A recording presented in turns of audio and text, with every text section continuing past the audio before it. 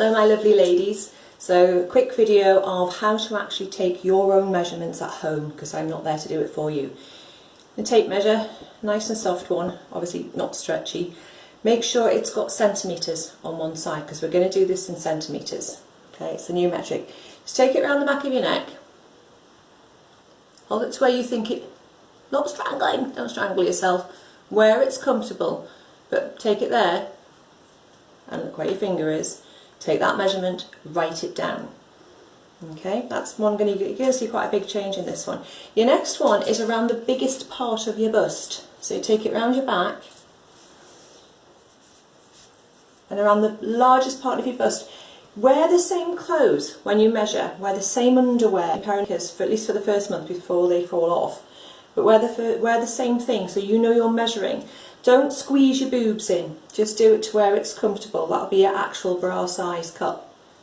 Okay, once you've got that, write it down. Then go underneath your bust. This will be like, just below where your bra strap is, because we're not measuring your bra, we're measuring you. So just underneath where underneath of your bra goes, under here. And again, take your measurement, write it down. The next one is the waist.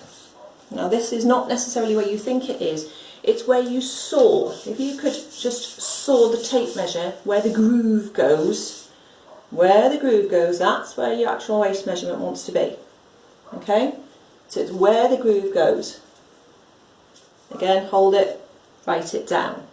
Make sure you have the same tension every time you measure, have the same tension on your fingers, so that one week you're not pulling it dead tight, the next week you're not pulling it slack. The third one is your belly. Now the best way I can say this is do where your belly button is.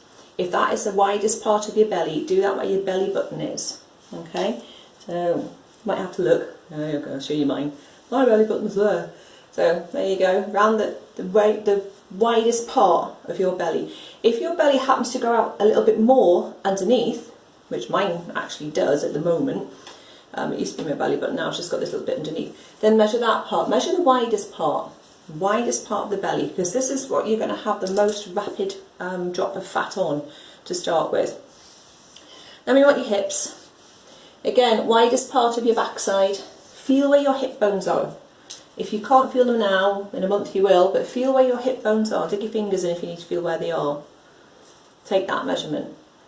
That's all really straightforward, but how do you measure your thighs? Equally.